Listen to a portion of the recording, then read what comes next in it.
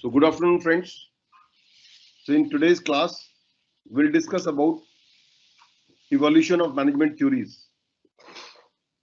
Friends, in our previous class, therefore yesterday, we talked about what is management, what are the functions of management, planning, organizing, staffing, directing, controlling, and we also discussed about coordination.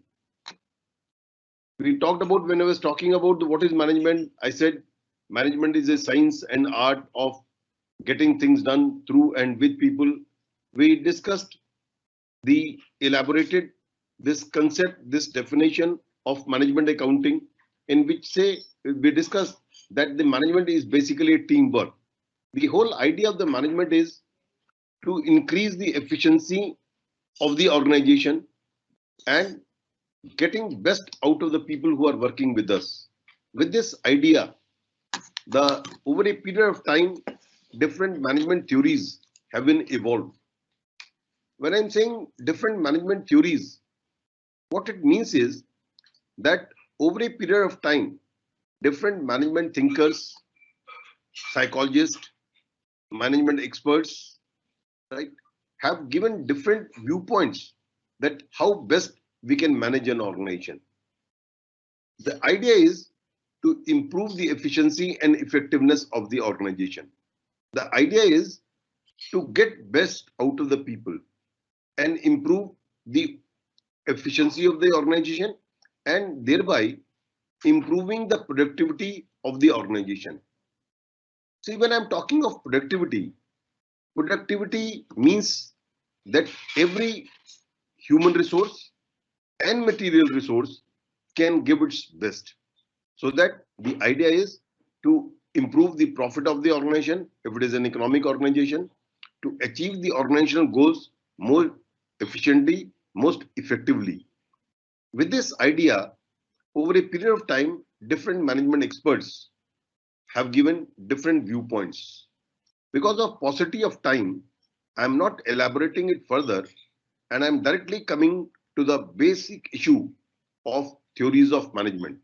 Whether you call it theories of management, you call it management thinking, evolution of management thought, it's one and the same thing. To start with, I would say over a period of time, broadly management theories we can classify in three broad categories. One is classical approach, the other is neoclassical or human relation approach, and the third is modern approach to management. Friends, let's start with classical approach. In the classical approach, the focus is on formal organization, structured relationship, authority and responsibility, power dominance, closed organization system, scientific principle and mechanistic style of working, and so on. What it means is that organization works in a closed system. Classical theorists did not talk about the environmental factors. They focused on work. They focused on how the efficiency within the organization can improve, right? And for that, they focused on the work itself, that how best the work or the goal can be achieved by focusing on scientific methods of doing the things. In this classical theory approach, there are three broad management thinkers, management experts who have given this theory, and we'll be discussing these three theories. I mean, the theory of Taylor, the theory of Henry Fayol, and Max Weber bureaucratic theory. To start with, friends, the scientific management approach. Scientific management approach was given by F.W. Taylor, who wrote a book in 1911 with the name Principles of Scientific Management. And even today, these principles of scientific management are relevant. Means, I would say the whole management theories, the management thinking process started with the Industrial Revolution. After the World War II, the large scale production started. And what Taylor observed, there are a lot of inefficiencies in the organization at workplace. There is no scientific method of doing the things. People in at the workplace, especially at the shop level, follows rule of thumb. No scientific method is being followed. So he propounded different principles of work, that if we follow these principles at workplace, if we follow these rules and regulations at the workplace, I will not say rules and regulation, I'll say broad principles, these methods, the efficiency at the workplace will improve. The focus of Taylor was mainly at the shop level. Shop level means, since he was basically a person who started his career at the shop level worker, so he focused more at on the job. Like, let me briefly talk about what are the different aspects which he focused on. The first is science, not rule of thumb. That is, in the organization, we must follow scientific methods of doing the work. There should not be rules of thumb. Rules of thumb means, I mean, on the basis of the assumptions of the human beings, the people are working, people are wasting the resources, material, machine, and there was a lot of wastage while working at the shop level, right, of material. There was a lot of frequent machine breakdown. He said there must be scientific methods, and for that he made he suggested method study, time study, motion study, right, and fatigue study. What it means is that before starting a job, each job, for performing the each job, for completing the each job, there must be a proper method, scientific method of doing that job. And through experimental techniques, means over a period of time, by experiencing these things, you find out the best method of doing the things. You make the trials, and after various trials and errors, right, you find out the best method of doing the things, that and the basis of that you find out which is the best method, and the people, the employees must follow that method for performing the work. That is called method study. Motion study. Motion study means for performing the job, there must be a proper motions. Like this, let me take a very rude example, simple example. Suppose a worker is working in a factory, and his job is, the work is being done on machine. He's working on a machine. He picks up the material and pour that material on the machine, right? So what he does, that the material is being put on floor. Every time for picking the material, he bends and picks the material from the floor, right? Take out the material, puts it on the machine. So what he is doing is, there is extra movement that is taking place for bending, for putting the machine, putting the material on the machine, right? It will take more time. If he keeps the material on his side so that he doesn't have to bend, means suppose he put a small table or there is a space which where he will not have to bend, right? He will not have to pick up the material from the floor, because the material that is being stored, that is being, suppose in a basket or in a bag or in a cartoon, the machine is being put, the plastic is being put. So the plastic bag or the bucket that is where the material is being put, if it is being put on his side so that it doesn't have to bend, right, the time taken in picking the material will get reduced. And this is what, as a layman, the motion study is. The motion of the men and machine should be minimized in a manner so that the work taken, the time taken in performing a job is being minimized. So that is what we mean by motion study. Similarly, there should be a time study. Time study means, in the organization, for each job, for each work, there must be a time study, that how much time should it be taken in completing this job. This is what we call it time study. That is, standard time should be fixed for completing the job, and workers are expected to complete the job within that time span. This is what we mean by time study, right? So he suggested that in the science rule of thumb, the method study, the motion study, time study, fatigue study. Fatigue study means that if you work for very long number of hours, like say 15 hours, 16 hours, right? So, I mean, there is a fatigue that takes place among the employees, right? He gets tired or she gets tired, or supposing a person is doing the job uh, continuously for a very long period of time and same job, he may get fatigue or she may get fatigue. Right? So there must be a fatigue study. So he should be involved in the work or she should be involved in the work for that time period in which its efficiency remains stable, efficiency doesn't decreases. So this is what we mean by the scientific methods of doing the things. Similarly, the other thing which he suggested Taylor was division of work among managers and workers. Friends, as you know, specialization has its own advantages. The workers must work a specialized job.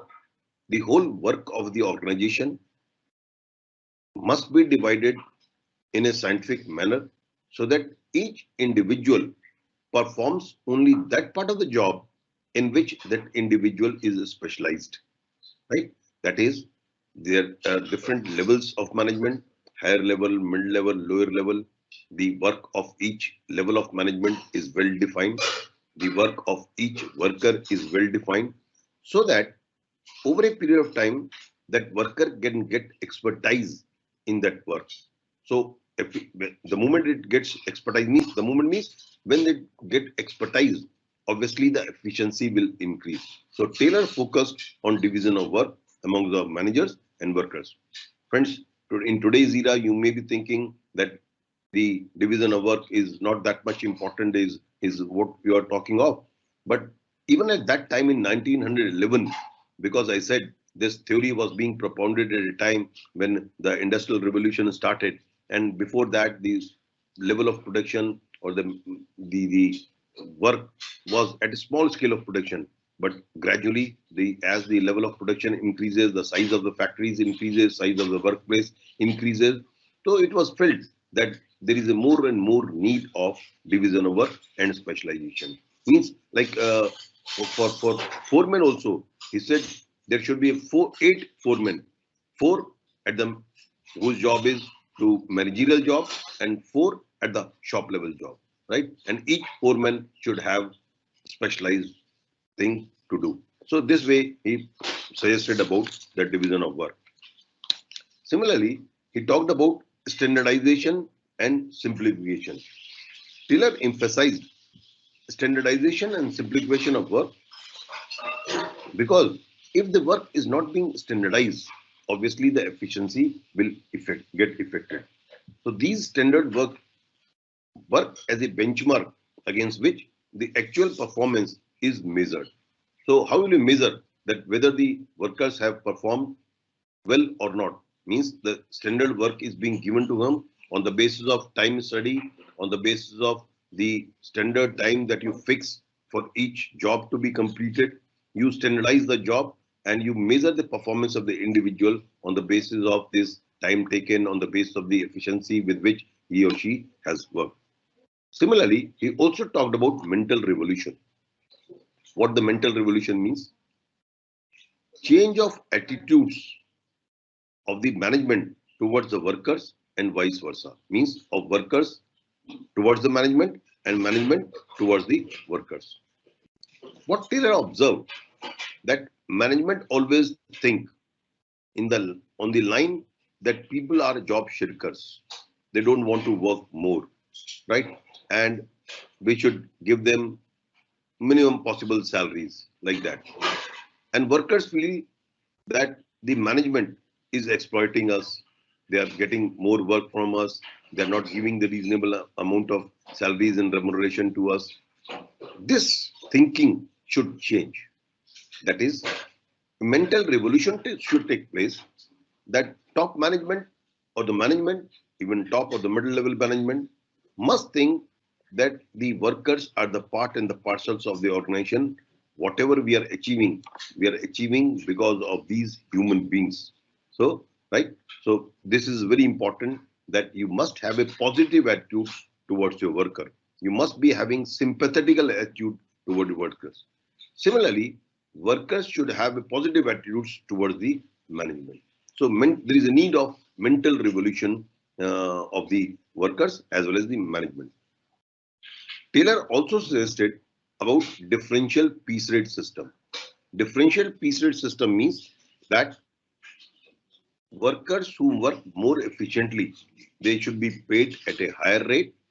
Workers who produce less in a standard time, they should be paid at a lesser rate. Means the amount of salary and the remuneration that is being paid, the wages that is being paid to the workers, it should differ for different workers. Workers who are more efficient should be paid at a higher rate. Workers who are less efficient, who are producing less, they should be paid at a lesser rate. What it means is that idea is to promote workers to work more efficiently. So obviously there will be motivation. It is being presumed, the Taylor presumes that the people who will be given a differential pay system, they will be rewarded. The people who work more efficiently, they will be rewarded. So they will try to work more. So this is basically differential pay system. So this is Taylor's theory. I'm not going to merits and demerits of this because of the time constraints. Now I'm coming to the second theory of the classical theory, which is given by Henry Fayol. Henry Fayol has propounded the 14 principles of management. He was a French coal mine engineer. He propounded 14 principles of management. And till date, from 1900, I mean, say from from that time, even till date, these principles are considered as basic principles of management. Friends, you can think that how relevant these principles are today and how relevant these principles were at that point of time. Even after 80, 100 years, these principles are being used and being considered as the basic principles of management. So I'll very quickly brush through these principles. I mean, first is division of work. All of know that the division of work means that each work should be divided in small parts and each individual should perform a part of the work so that he get or she gets specialization in that work. Authority and responsibility. The other principle is authority and responsibility. Taylor's Fayol suggested that authority and responsibility must coexist and it must correspond. Authority must correspond with responsibility and responsibility must correspond with authority. Normally, in Norman parlance, you must have heard too much authority tends to corrupt a man. If you give authority to a person and you doesn't give responsibility, right, that person will start misusing that authority. If you give only responsibility without authority, the person will not able to perform the job. So authority and responsibility must be commensurate, means must be same, that whenever you give authority, you must give responsibility. When you give responsibility, you must give authority. Then only the person will able to perform the responsibility. The other principle is discipline. I mean, this discipline is the core principle of accomplishing any project goals, right? Because discipline means well-defined rules and regulation. I mean, discipline means you're able to extract right amount of obedience from different people who are working in the organization. Please don't take discipline in the negative sense. Discipline in the positive sense. Every individual from within think that we have to follow the rules and regulations of the organization. We have to obey the orders, the instructions, the communication from our superiors. That way, the organization will work more efficiently. Unity of command. Unity of command means all the people who are working in the organization must have common goal, same goal. If the goals are common, obviously it will help in achievement of those goals, right? And unity of command principle says that one individual should get order from one person only, right? If there is a multiplicity of bossism, it will lead to, I mean, job shirking, or it will lead to passing on the responsibility. Supposing Mr. X gets order from A, from B, from C. If A passes on some order, he will say, I'm doing the work of B. If B gives some order, he said, I'm doing the job of A. Or there may be confusion in his mind. So it's better that you must get direction from one individual. So that is what we mean by unity of direction. Subordination of individual interest to general interest. Whenever there is a clash, between individual interest and the organizational interest, the interest of the organization must prevail, right? That is, we must give priority to the organizational interest. That in the organization, say for example, if I as a worker, I always feel that I should get more and more salary. If the organization is not in a position to give that salary because of the lower sale at that point of time, or because of various reasons, because of cyclical reasons, the sale is low, the profit is low, the company is making losses. So if workers always strive to get more and more salary, even if at the cost of the company, in the long run the company will be closed, right? So wherever there is a clash between individual interest and the organizational interest, the interest of the organization must be prevailed, means must be taken into account. Other principle is remuneration. Remuneration means each employee must be given reasonable remuneration. I'm not suggesting high or fuel doesn't suggest very high salary or low salary. So remuneration should be reasonable so that the employees are satisfied. Other principle is centralization. Fuel talked about centralization means whether the organization should be centralized or decentralized. He doesn't suggest anything clearly. He said depending on the type of decision that you have taken. Centralized means if the decision making is concentrated in few hands, we call it centralized organization. If the decision making is dispersed throughout the organization, we call it decentralized organization. So whether the organization should be centralized or whether the organization should be decentralized, Fuel didn't say outrightly. He said it depends on the type of decision which you are taking. It depends on the methods by which you are working. It depends on various factors. So basically the centralization means that decision making. So here I would say that centralized decentralization. Centralized decentralization means there should be certain things which should be centralized, but there are certain things means where which relates to the performance of work and which can be taken at the lower level, the organization should be decentralized. Other principle is scalar chain. Scalar chain means there must be a chain of communication. There must be a chain in communicating. Suppose in every organization there is a hierarchy. Top level, then people working at the lower level, people say top level A person, then comes B person, then comes C person. So if A has to communicate to C, A should not communicate directly to C. A should communicate to B and B should communicate to C, right? So chain should be followed. It is called scalar chain. Chain should not be bypassed. Why it is so? If A starts communicating directly to C, B will not be knowing what is happening. So then how A will held B as responsible? B will be accountable only when he knows what is being done by C or what has been done, right? So the chain must be followed, but in emergency, right, there can be direct communication. We call it gangplank, right? So there can be direct communication in emergency, but as soon as the emergency is over, the thing should be communicated through proper means. Next is order. Order means systematic arrangement of things and people in the organization. That each machine or people who are working in the organization, there should be a proper place for it. They should be at proper place, and each individual should work as per his place. And each machine means there should be proper layout, proper system. The thing should be orderly manner. Equity. Equity means that equal pay for equal work. Like say equality of basically the salary that is being paid is not like that. Unfortunately, in some part of India, even today, the differential salary is being paid to the woman worker and other salary is being paid to the male worker.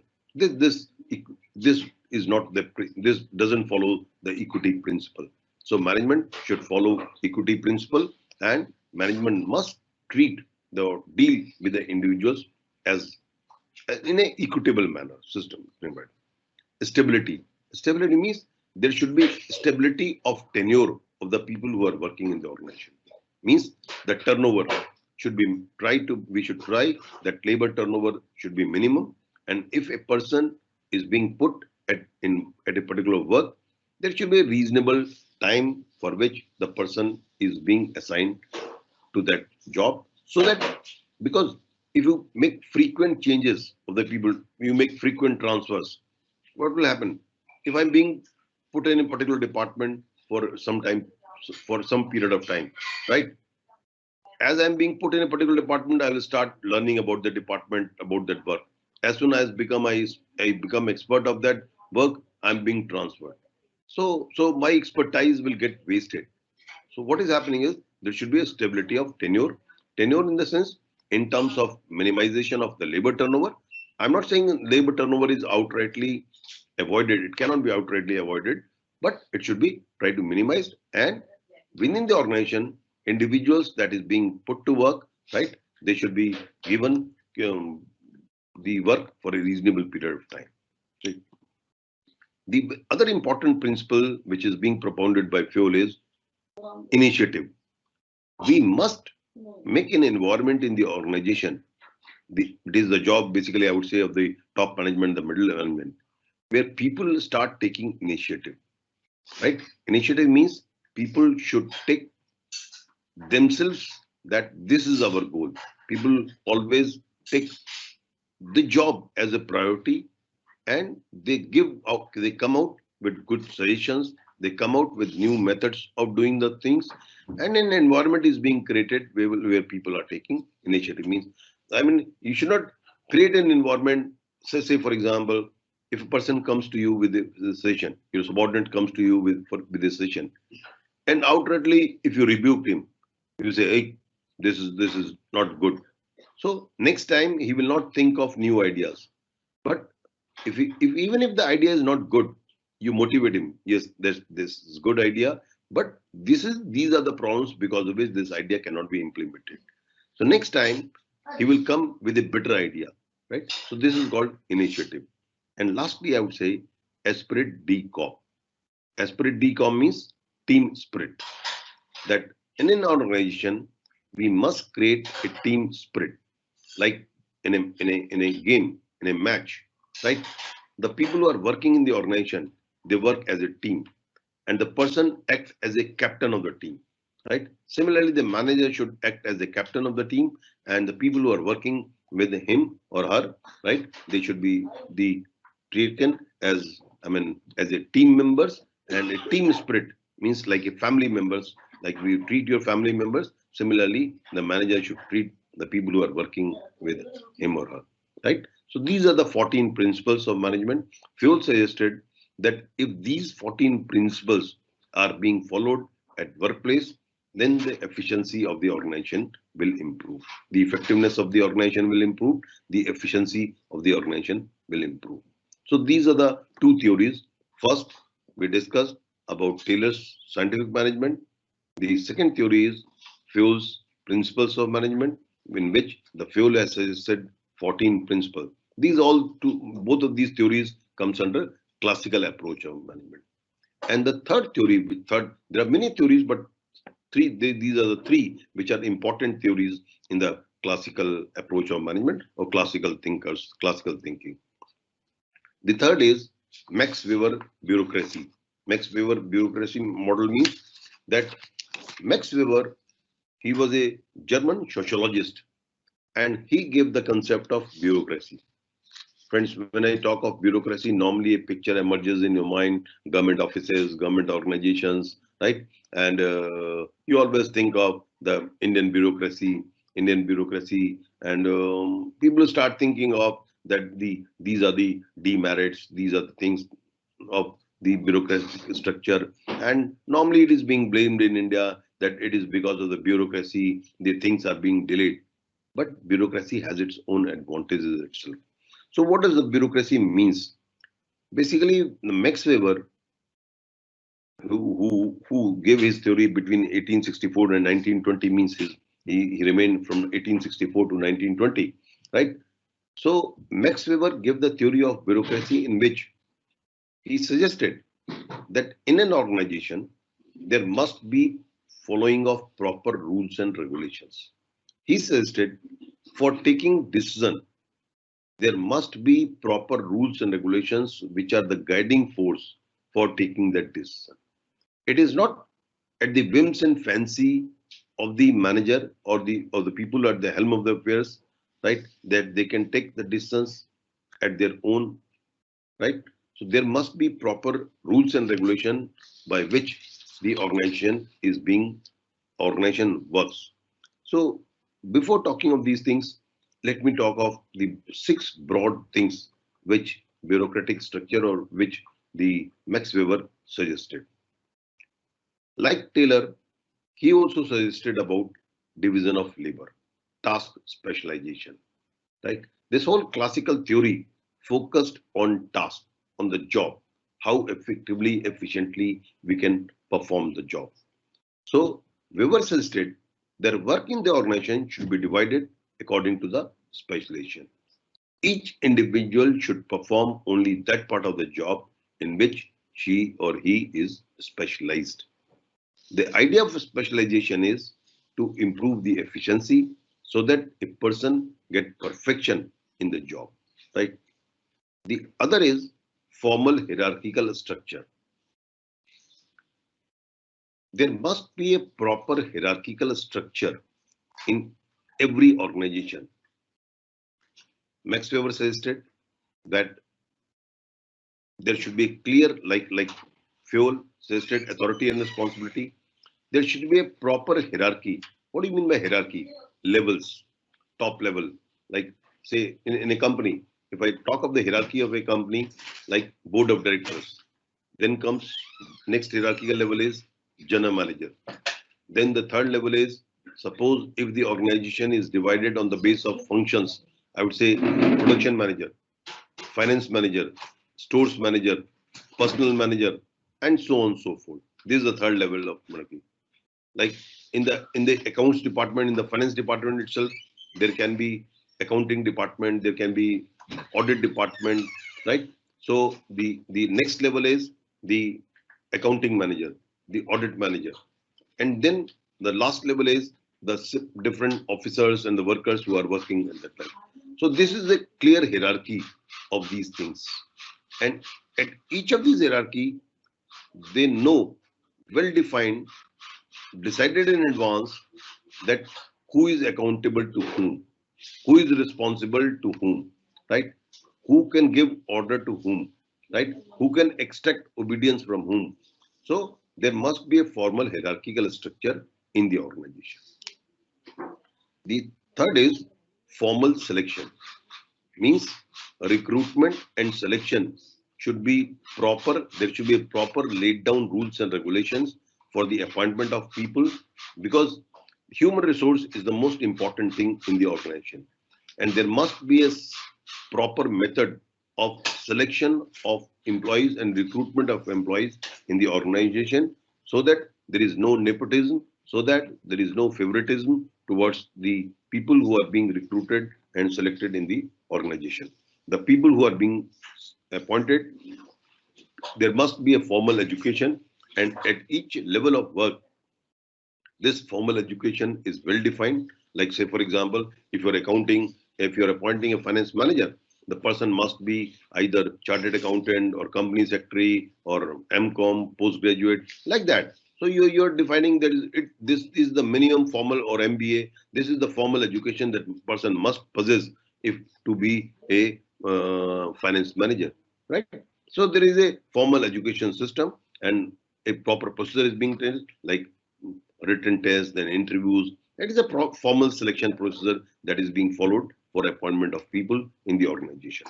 Impersonal relationship, the other important principle on the base of which the bureaucratic structure stands, is impersonal relationship. Impersonal relationship means there is no personal in the sense that uh, There is no favoritism, there is no nepotism, and all these things should be avoided in the organization at the workplace. Their decision making should be taken on the basis of set rules and regulation, right? A rational and logical decision making process should be defined in the organization. Rules and regulations, it is the crux. The next point is the rules and regulation. It is the crux point of Max Weber's bureaucratic structure.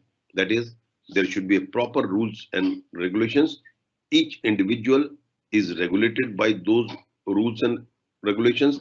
There must be an organizational manual in the organization. What is manual? Basically, we define rules and what person is supposed to do, what person is not supposed to do. I mean, how it works, how organization works, and there is a very all for all the organizational rules and regulations are being given in the organizational manual. A person must go through these organizational manual when he starts the job, right? And lastly, I would say advancements based on achievement.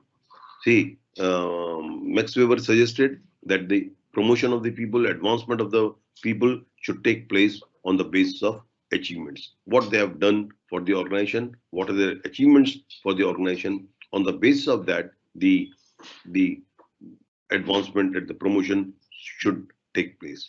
So these are the 6 broad principles, or I'd say broad pillars of Max Weber's theory. So Max Weber has given these principles and suggested that if in the organization these rules and regulations, the procedure, impersonal relation, formal selection, formal hierarchical structure, task specialization, these things are being followed, there will be a proper organization, their efficiency will increase, right? There will be no personal things, right? People decisions will be taken on the basis of rational rules and regulations on by rational method, and there'll be a proper decision making, right? So this is basically bureaucratic. I have not discussed the merits and demerits because of the time constraints. I've just talked about the theory, basic theory of these things. So these 3 constitutes the classical thinking, right? Classical approach of management. So this is one approach. Now the next approach is called neoclassical approach. Up till now, friends, we have talked about classical approach of management. This neoclassical means in the classical approach, as I said earlier also, focus is on formal structure. Focus is on job. That means how effectively, how efficiently the job can be performed. This is the focal point in the classical approach, in the classical theory. Neoclassical theorists, we call it human relation approach, or there are in this approach, they criticize this classical theory on the basis of that the human dimension at workplace is missing in the classical approach.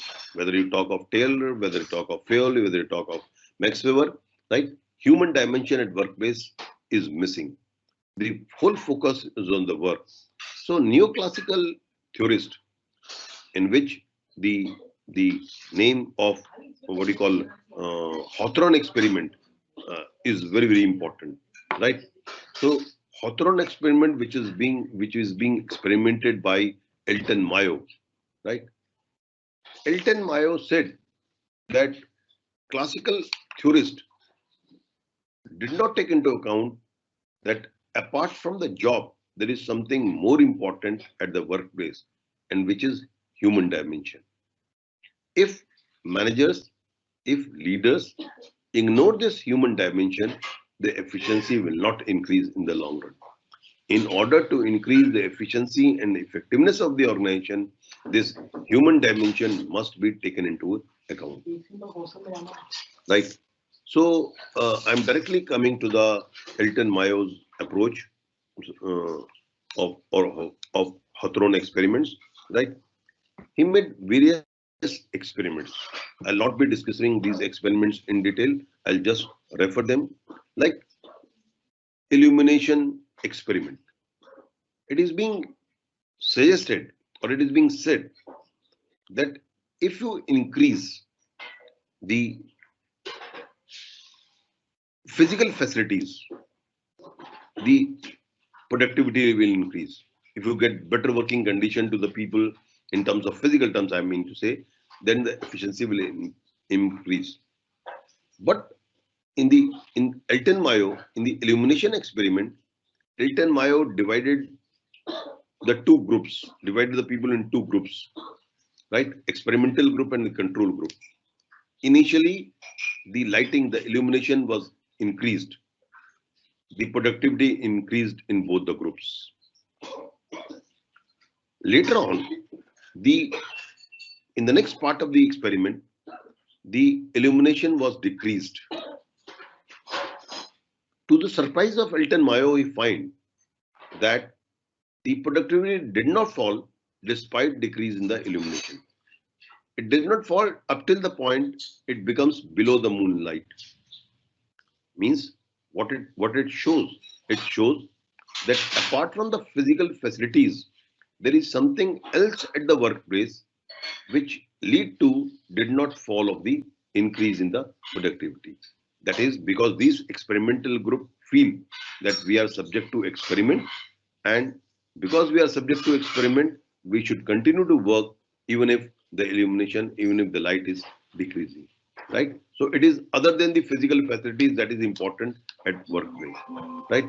Similarly, there is another experiment called relay assembling test room experiment, right? In this, basically, there are 3-4 things which was being focused, like reduction in the number of working hours, 5-day week, proper rest period, means there were 10 minutes rest period in the whole day, right? Improved supervision, means friendly supervision, non-directive supervision, free social interaction among the group members. Group members were allowed to interact very freely in a free and open environment.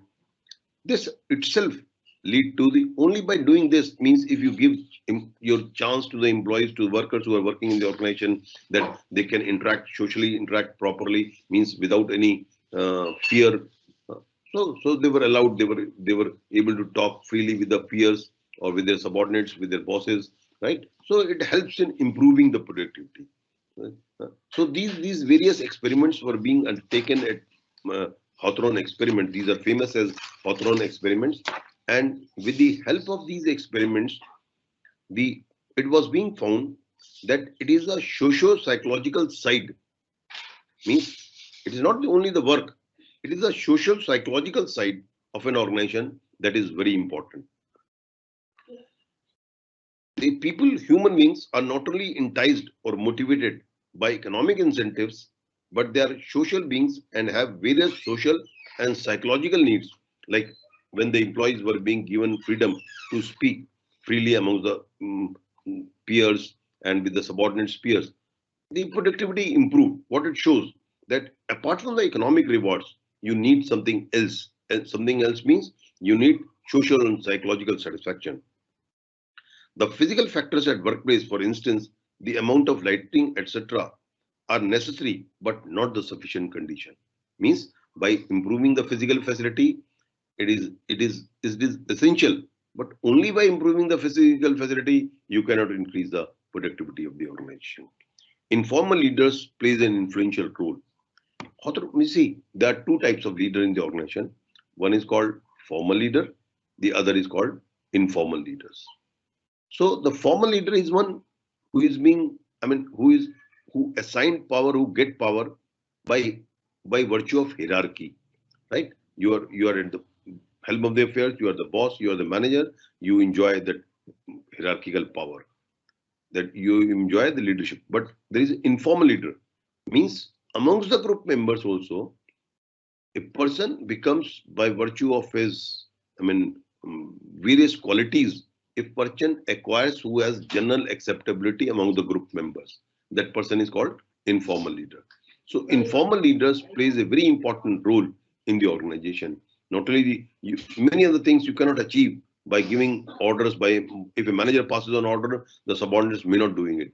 But if the same thing is being said by the informal leader, right, people tends to accept it. Right. So this is the importance of informal. So the Hawthorne experiment shows that the role of important informal organization is also important. Informal leader is important in the organization. right? So experiment reveals the importance of two-way communication. Two-way communication means, I mean, in the scientific theory, the communication takes place from top to the bottom. Communication flows from top to the bottom, one-way communication. But in the human relation approach, they focused on two-way communication. Two-way communication, it doesn't mean communication should flow from top to the bottom, but communication should also flow from bottom to the top. That is, if subordinate has something to say, he should be allowed, he should be free. An environment should be created where he is being free or she is being free. She is free for communicating the things with his or her boss, right? So it's called two-way communication. The idea is, if I will able to give, I say, if I will able to say what I think, then it will help me in increasing my motivation level, and that will help in the long run in increasing the productivity of the organization. So this is basically the human relation approach, which is given by Hilton Mayo. Now, after talking of these things, now I'm coming directly to the modern school of thought in the management. In the modern school of thought, I'll be talking of two approaches. One is called system theory of management. The other is called contingency theory of management.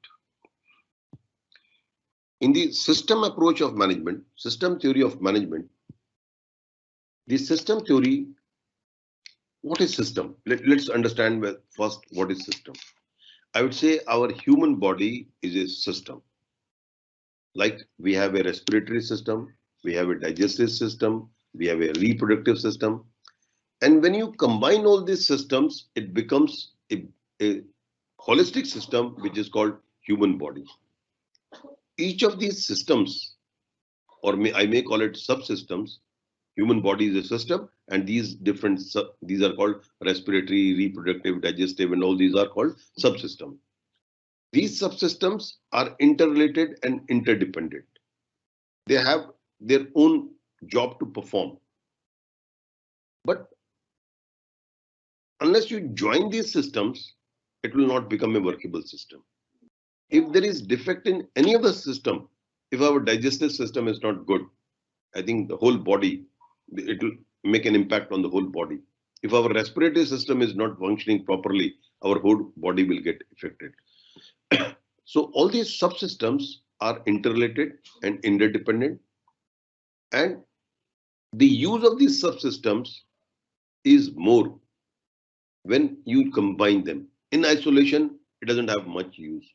So the way we say 1 + 1 is not 2, 1 + 1 is 11, right? Similarly, in the subsystems, when you combine this subsystem, then only it becomes a proper workable system. So the way we study human body as a system, similarly, system theories argues that the business should also be treated as a system, because human body, like the human body, we take something from environment. We take, say, oxygen from the environment, right? And in the business also, business is not a closed system. In the classical approach, the business was being considered as a closed system. Closed system means that the classical theorists always focus, and even in the neoclassical theories focused on internal organization. It does not talk of how the organization is being affected by external environment, right? Modern approach says that since the organization is a system and it is a open and adaptive system. Open and adaptive system means it takes something from environment, processes, and gives back to the environment.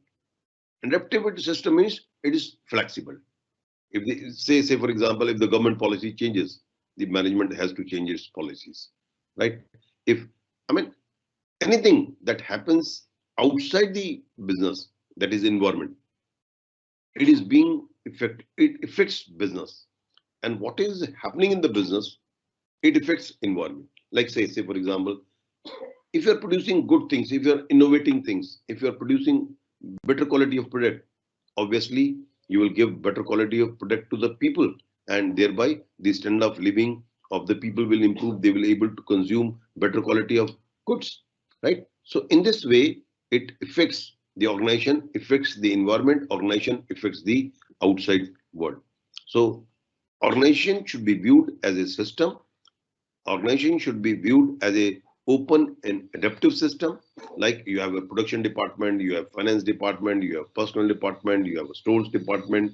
All these departments are interlinked, right? Production department cannot work without the help of the marketing department. Marketing department is of no use without the help of the production department. Production department will not able to function properly unless there is a proper stores department in the organization, unless there is a proper purchase department in the organization, right? So all these subsystems are interrelated and interdependent. And not only this, whatever is happening outside the business, that is external environment, whether it is the economic environment, whether it is a monetary policy, social policy, fiscal policies, whether it is a legal rules and regulations of the country, whether it is a income tax, labor laws, right? So economic cycle, these are all external things which are beyond your control, which is not within the control of the organization. These are all external environmental factors.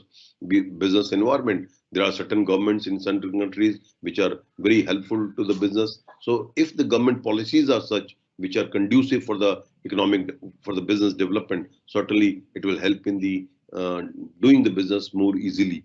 If the rules and regulations of the society, of the country is complex, right? There are too many cumbersome rules and regulations. Certainly it will put an hindrance in doing the business. So what it means is that all this is affects the business.